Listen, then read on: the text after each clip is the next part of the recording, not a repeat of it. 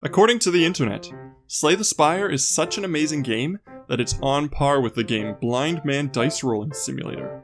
As you can see here, by this side-by-side comparison footage of both the games. Now, as much as I'd love to talk about Blind Man Dice Rolling Simulator, this video is focused on Slay the Spire. It has a whopping positive review rate of 97% out of 53,000 reviews.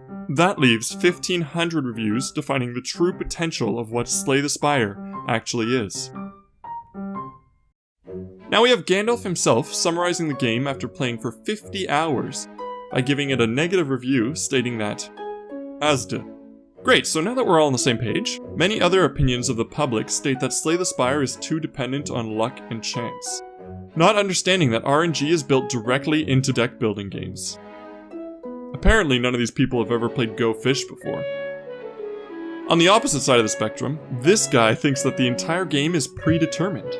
He states that if you close the game and reopen it, all the cards will be the exact same, as it should be to prevent cheating. He understands that card games should be randomized, so he's already ahead of everyone else, but then he goes on to say that the developers sit behind their computer screens handing you the cards themselves.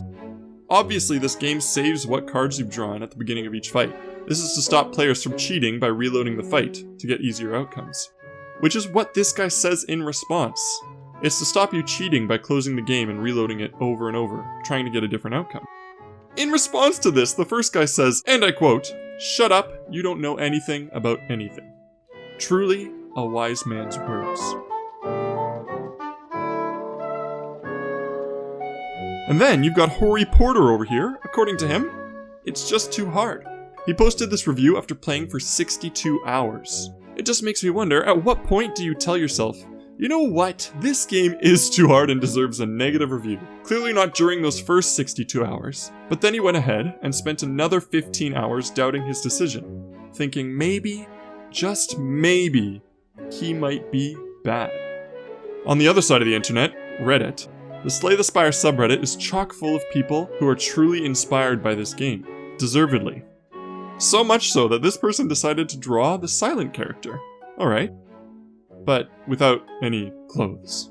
Of course, this community's not having any of this. This slanderous blasphemy should be discarded and forgotten. How could they over-sexualize a completely modest female character? And forget about the beast that is the Ironclad. In truth, Slay the Spire isn't about random chance, nor is it about being difficult. It's about how you overcome what seem like unavoidable defeats.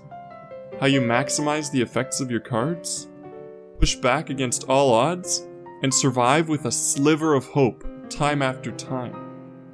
Slay the Spire constantly challenges you to think outside the box. It rewards you with taking risks, and at the end of the day, it reminds us that our lives are not predetermined. That we all have the ability to make the most out of nothing, to take risks, and to overcome all obstacles. And if I couldn't put it more eloquently, it is a game.